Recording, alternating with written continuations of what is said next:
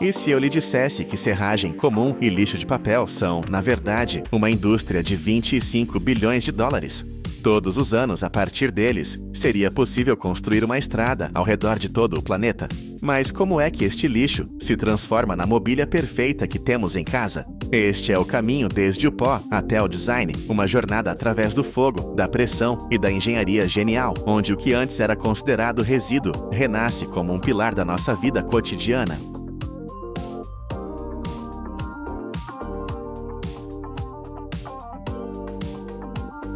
A jornada começa não em florestas virgens, mas em enormes pátios industriais, onde montanhas do que antes era considerado lixo aguardam a sua transformação. A base para os painéis de fibra de densidade média não são troncos inteiros, mas sim serragem, aparas de madeira e até papel velho reciclado. É o triunfo da utilização racional dos recursos. Estas montanhas de resíduos de madeira são transportadas para a fábrica e, em primeiro lugar, passam por uma limpeza profunda. Ímãs potentes, suspensos sobre as correias transportadoras, extraem qualquer impureza metálica, pregos, agrafos, fragmentos de ferramentas esquecidas. Em seguida, sistemas de crivagem separam a areia e as pedras que poderiam danificar os dispendiosos equipamentos. Após esta fase, a matéria-prima entra num enorme tanque onde é lavada e vaporizada com vapor quente. Mas isto não é feito por uma questão de limpeza. O objetivo é amolecer a lenina, a cola natural que mantém unidas as fibras da madeira. O vapor penetra na estrutura, tornando-a plástica e preparada para a etapa mais crucial de todo o processo. Para transformar esta massa num todo coeso, primeiro é preciso desmontá-la até os seus componentes mais ínfimos, quase até o nível atômico da sua estrutura.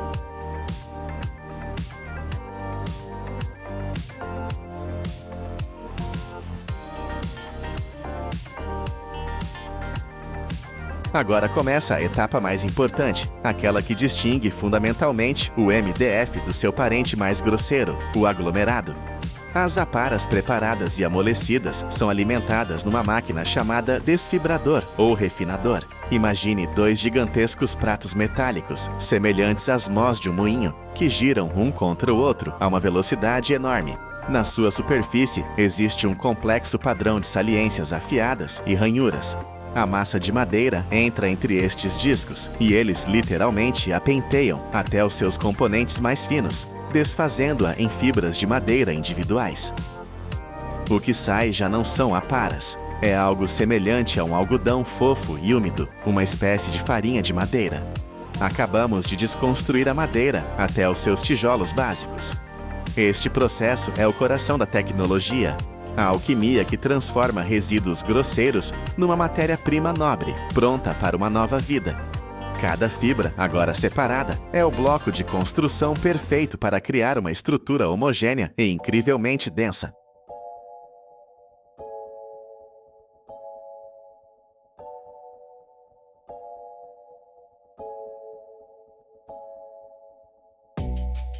A seguir, esta massa fibrosa deve ser seca, mas isso tem de ser feito muito rapidamente, antes que as fibras comecem a colar-se umas às outras de forma caótica. Para isso, são sopradas para um longo e quente tubo de secagem. Uma corrente de ar quente, com uma temperatura precisamente controlada, apanha as fibras e, enquanto voam por este tubo, toda a umidade em excesso evapora-se em segundos. E aqui, enquanto as fibras ainda estão quentes e a voar neste turbilhão, ocorre a seguinte etapa-chave: a colagem. Na corrente de ar, através de bicos especiais, é injetada uma fina névoa de aglutinante. Geralmente é resina de ureia-formaldeído, a nossa futura cola. Esta névoa envolve cada diminuta fibra, cobrindo-a com uma fina película pegajosa. É um método incrivelmente eficaz que garante uma distribuição perfeitamente uniforme da cola, algo impossível de alcançar com uma mistura mecânica. Agora, esta massa impregnada de resina, seca e leve como uma pluma, está pronta para se tornar um painel. Seca e impregnada de cola, esta massa leve está pronta para se tornar um tapete, mas ainda não uma placa.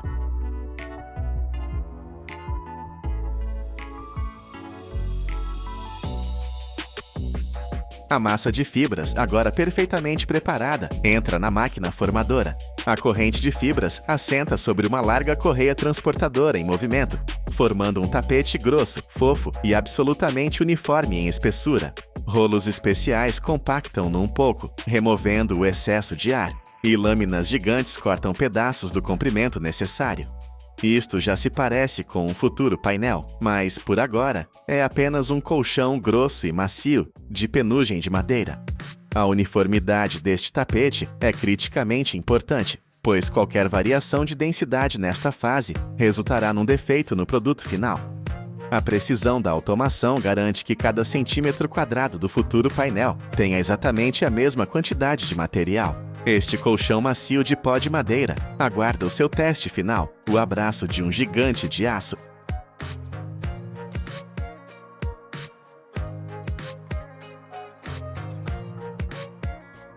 E então chega o clímax de todo o processo, a prensagem a quente.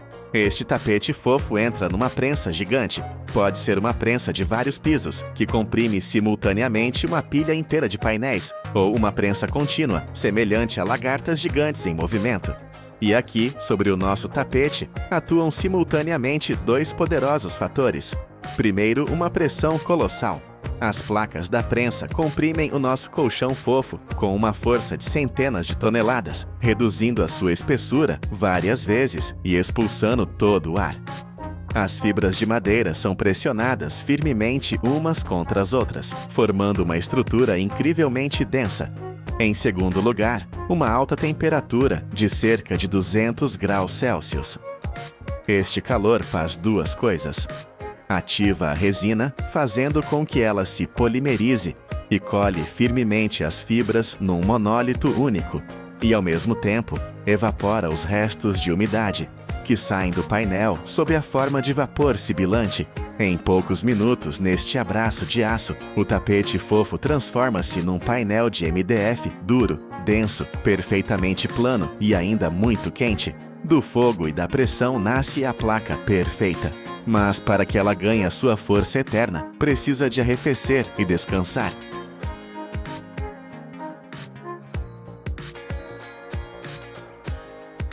Após a prensa, os painéis quentes não podem ser simplesmente empilhados. Precisam de ser arrefecidos para eliminar as tensões internas que poderiam causar deformações. São colocados num arrefecedor em estrela, parecido com um gigantesco arquivo rotativo, onde arrefecem lentamente enquanto são soprados com ar. Quando os painéis arrefecem, chega o momento de lhes dar uma aparência comercial. Primeiro são empilhados em pilhas altas e deixados a repousar durante vários dias, para estabilizar a sua estrutura interna. Depois, cada painel passa por uma máquina de lixar. Imagine uma lixadora de cinta gigante com várias cabeças. Largas cintas abrasivas removem uma fina camada superficial de ambos os lados, levando o painel a uma espessura perfeitamente precisa, por exemplo, 16 ou 18 milímetros, e criando aquela famosa superfície lisa como papel. O toque final é o corte.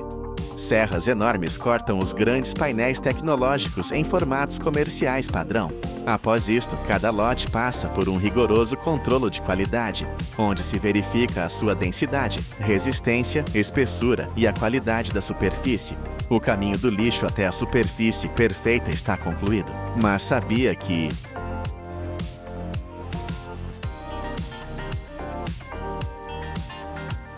o principal produtor mundial de MDF é a China, que controla mais de 50% de todo o mercado. E se pegarem todo o MDF produzido num ano e construir com ele uma estrada de 10 metros de largura, essa estrada poderia dar a volta ao nosso planeta pelo Equador todos os anos. Assim, passando pelo fogo, pela pressão e pelo cálculo preciso, o simples pó de madeira transforma-se na base de objetos elegantes na nossa casa.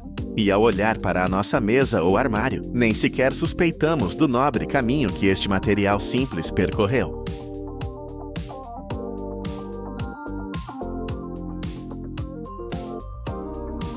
Das fibras microscópicas que criam conforto, passamos aos monólitos de 100 toneladas que domam o oceano.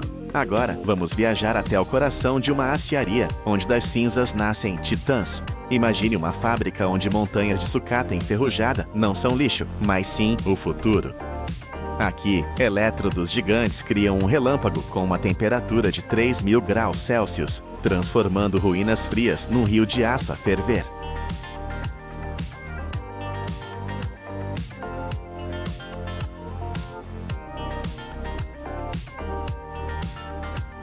A história começa numa enorme área ao ar livre, que se estende por hectares, onde repousam montanhas de sucata.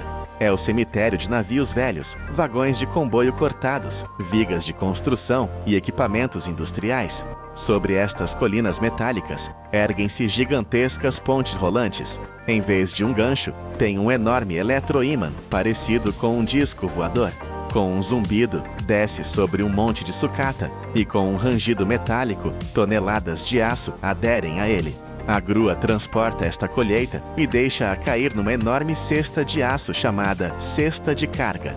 Este processo assemelha-se a uma criança gigante a brincar numa caixa de areia, só que em vez de areia e uma pá, temos metal enferrujado e um ímã de várias toneladas. Quando a cesta está cheia, começa a sua viagem para o coração da nave de fundição.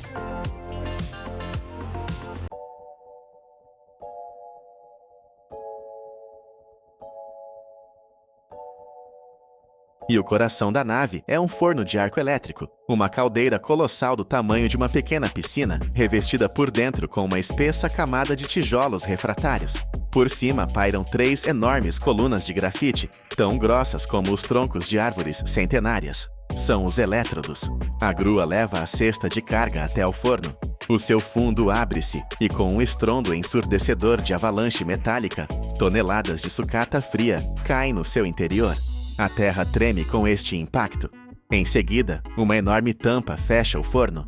Os 3 gigantescos elétrodos descem lentamente até se encontrarem a poucos centímetros da superfície do metal. Nesse momento, o operador aplica a voltagem. Entre as extremidades dos elétrodos e o metal, salta um arco elétrico. Não é uma faísca, é um relâmpago contínuo e ofuscante que atinge com uma força incrível. A nave enche-se de um rugido profundo e ensurdecedor, parecido com o de um avião a jato a descolar. A luz do arco é tão brilhante que é impossível olhá-la sem óculos de proteção especiais. A temperatura na zona do arco dispara instantaneamente para 3.000 graus Celsius.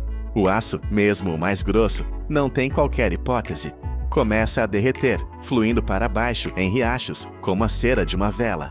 Numa ou 2 horas, toda aquela montanha de sucata fria transforma-se num lago fervente e deslumbrante de metal líquido. Neste momento, adicionam-se à massa fundida aditivos especiais, elementos de liga como manganês ou cromo. É como um chefe que adiciona especiarias a um prato para obter o sabor perfeito. Neste caso, a resistência e a plasticidade ideais do aço. Enquanto o aço ferve, noutra parte da oficina, prepara-se o leito para o futuro gigante.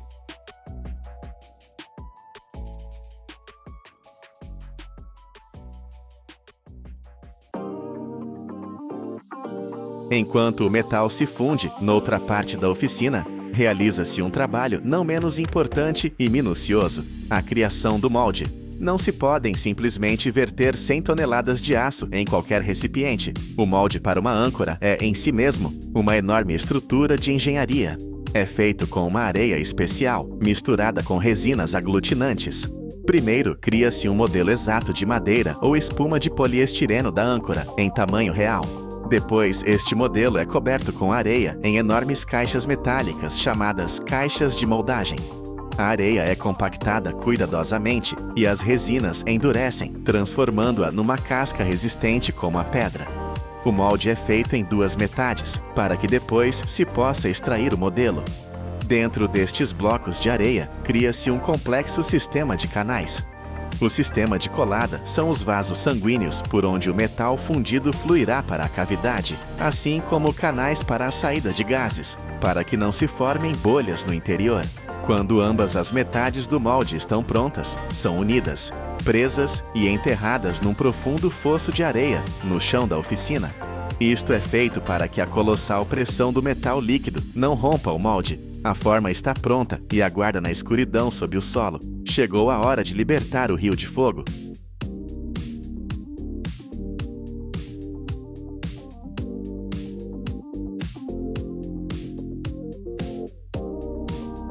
Uma enorme grua aproxima-se do forno de arco elétrico. O forno inclina-se e, através de um canal especial, para uma gigantesca panela chamada panela de vazamento, derrama-se com um rugido um rio deslumbrante de aço líquido.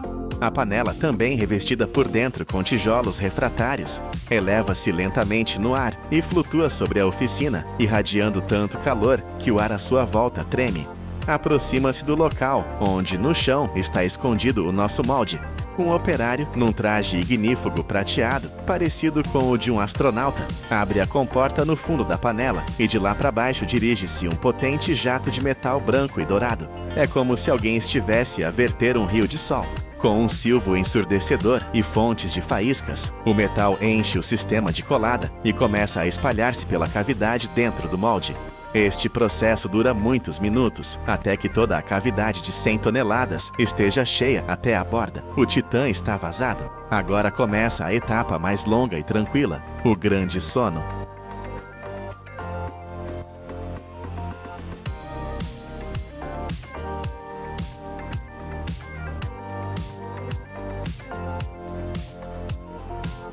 A enorme massa de metal, escondida debaixo da terra, vai arrefecer não em horas nem em dias, mas em semanas. É um processo lento e controlado. Um arrefecimento demasiado rápido criaria tensões internas no metal que o tornariam frágil. Durante várias semanas, o chão da oficina sobre o molde permanece quente. Finalmente, quando tudo arrefeceu, chega o momento do nascimento. As gruas levantam do fosso um enorme bloco negro de areia e metal solidificados. Os trabalhadores com martelos pneumáticos e marretas começam a quebrar o molde de areia. Com estrondo e nuvens de pó, os pedaços de pedra de areia desprendem-se e de debaixo deles aparece gradualmente a nossa âncora. Ainda não é bonita. É negra, coberta por uma camada de carepa, e dela sobressaem, em diferentes direções, os restos do metal do sistema de colada. A sua superfície é áspera como papel de lixa. Começa o acabamento final. Os trabalhadores com cortadores de plasma que emitem deslumbrantes jatos de fogo cortam tudo o que é supérfluo. Depois, com enormes rebarbadoras, de onde saltam feixes de faíscas, limpam e alisam a superfície. Cada centímetro da âncora é verificado com ultrassom para garantir a ausência de fissuras internas. O caminho das cinzas até o gigante perfeito está concluído, mas como se transporta uma criação deste calibre para o porto?